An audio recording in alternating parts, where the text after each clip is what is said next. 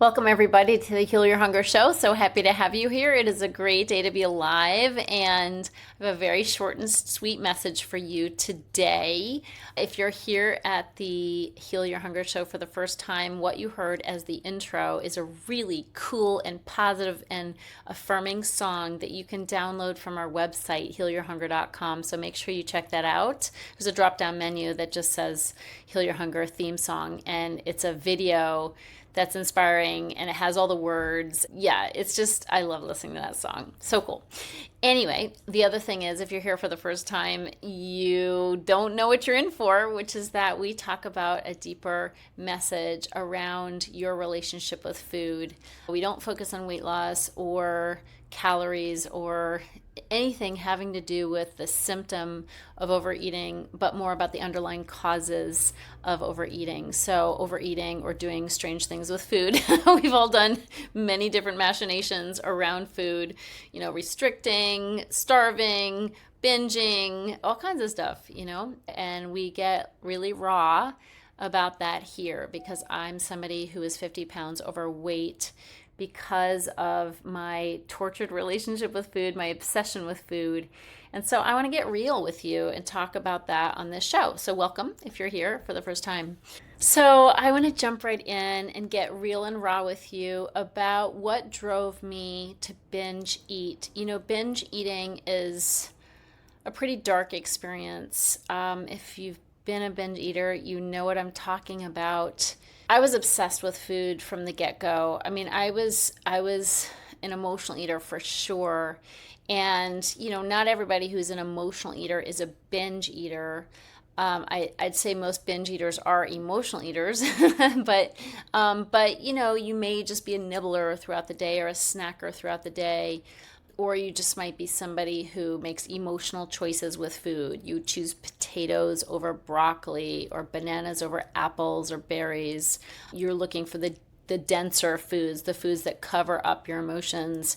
And I certainly did that, but I went way beyond that. So I shot right past that mark, and I literally would buy food and sit in front of the TV and eat too much. And I would never plan on eating as much as I ate because I ended up eating to the point of feeling absolutely sick, just full and stuffed, which is a terrible feeling.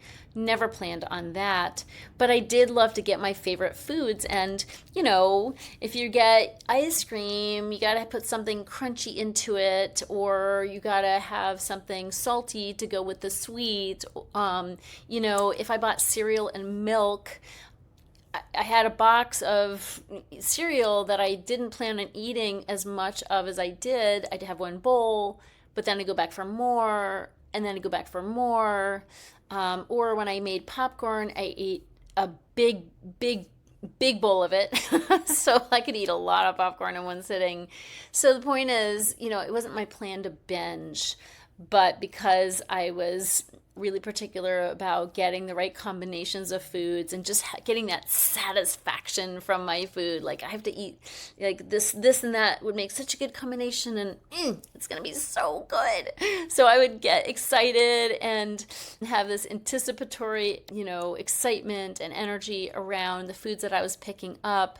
And I was so sure the food was going to make me feel so good. But like I said, I missed the mark, and then I felt so bad because I went overboard. I binge ate and felt sick. And so if you know at all what I'm talking about, first of all, you're in good company. It's not just you and me. Like a lot of people do this.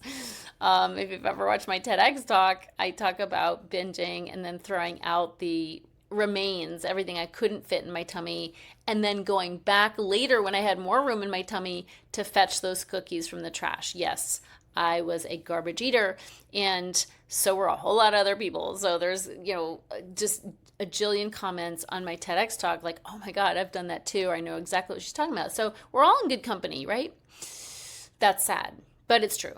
So binge eating was a hard thing because I felt sick and because I was so critical of myself when I did this. And I just thought I was the worst person in the world. And I was super critical of myself. I was super self-recriminating. The thoughts were like, you did it again. You're such a loser. Or I can't believe that. Or what's wrong with you? Such mean, just scarring thoughts that I would think about myself, scathing thoughts about myself, and nobody deserves that kind of treatment. And as binge eaters, we beat ourselves up after we lose control time and time again. Each time we beat ourselves up, and so much of the time, people will ask me, like, how do I stop beating myself up? And I say, first of all, you already beat yourself up when you ate the food.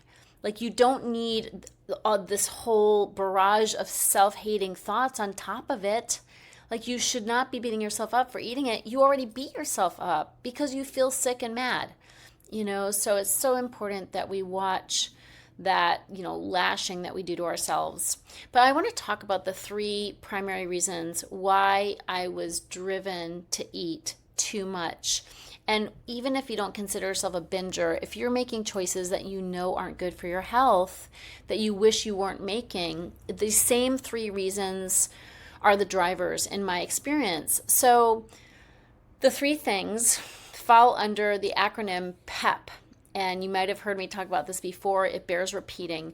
PEP is an acronym, PEP, and it explains what food is doing for us and why we turn to food, the underlying causes of why we turn to food. I have found in my research, I've been doing this work with emotional eaters and researching this for over 30 years. I've found that these are the 3 primary drivers.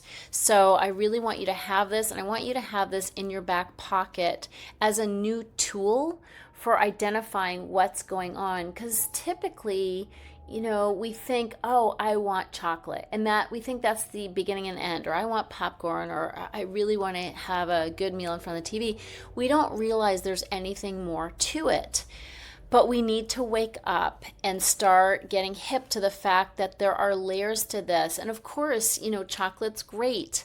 I used to love ice cream. So it's not that we don't love the food. Of course we love the food, but there's more to it than that. So I want you to use the PEP test.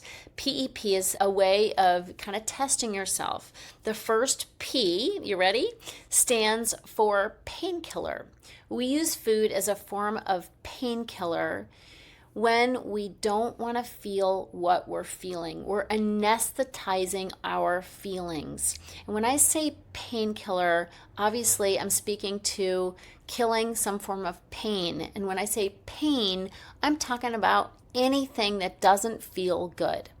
Okay? Pain that could come from a loss, so it could be pain from grief, it could be pain from a change in your life, it could be pain from rejection, it could be pain from loneliness.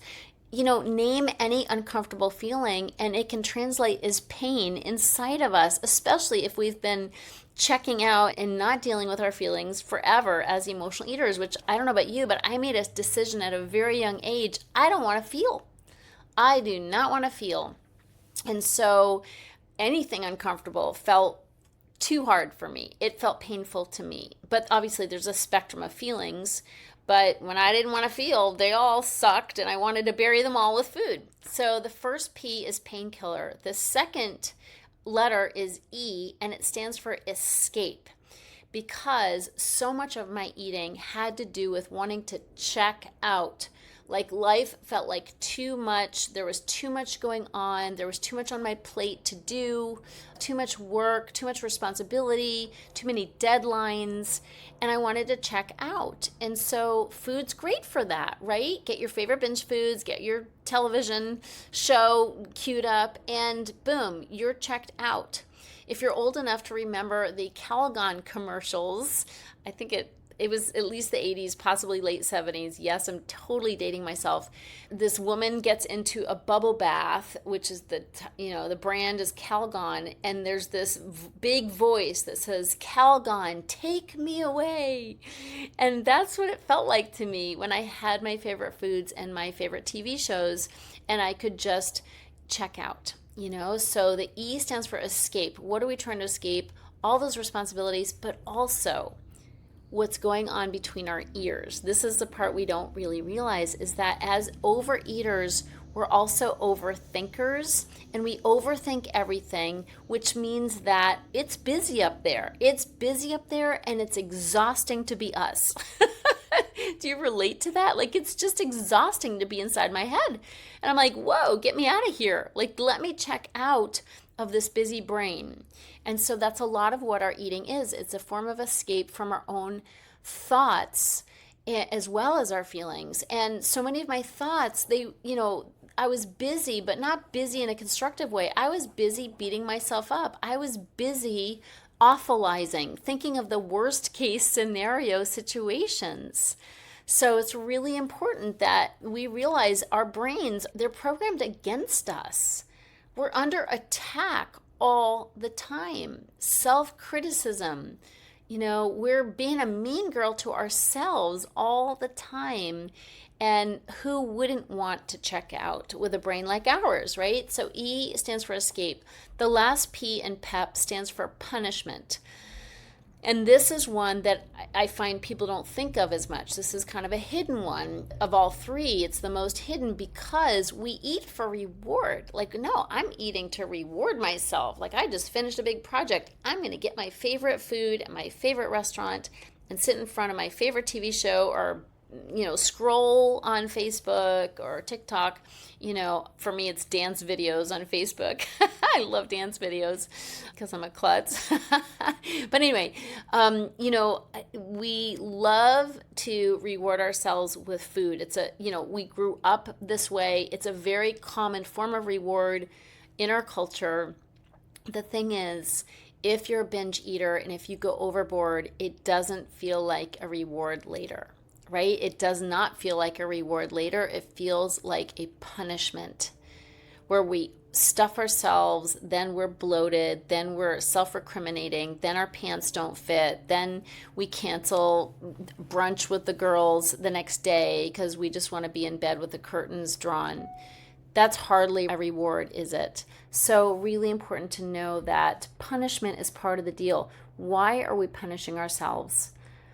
And of course, the food is punishment enough, but we're doing that and then some with the punishing thoughts. So it's a package deal, sadly. Why are we doing that to ourselves? My experience is that as overeaters, we're also overfeelers, and we feel guilty about everything. We are so sensitive, for one thing, and we think everything is our fault. Everything sticks to us.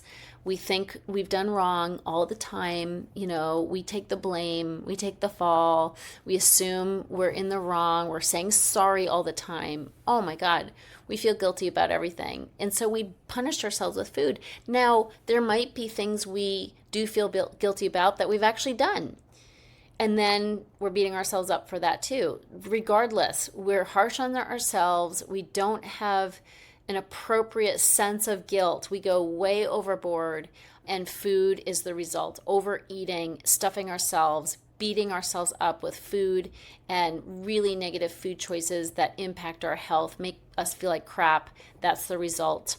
So these are the three drivers. These are what food is doing for us. It's serving as a form of painkiller, a form of escape, and a form of punishment. Now, these are not obvious, right? Like I said, I don't think to myself, let me go get some ice cream and see if I can punish myself. No, it's like I'm going to reward myself. Or we don't say, oh my gosh, I have to get my hands on that dessert because I want to escape my thoughts. So it's never conscious. But the reason why you're here listening right now is to get more conscious, is to wake up to what's really going on. That's what I want for you. I want you to start noticing when you're going to the refrigerator, 5 times in one evening, looking for something to satisfy you. What are you really hungry for? And what are you looking for that food to do for you? What's going on? Are you feeling overwhelmed or stressed by something? Are you feeling sad about something? Are you feeling a sense of loss or grief or loneliness?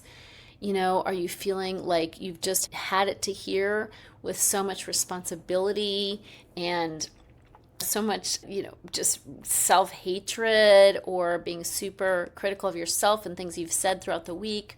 Or is there something you've said you feel guilty about? Or are you just feeling like you shouldn't be on this planet taking up space?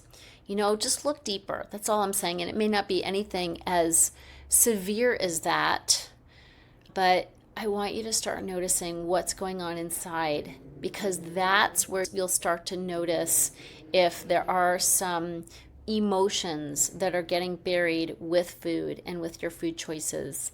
Now, if you are a binge eater, I want to invite you to be a part of my binge eating breakthrough, which is happening right around the corner.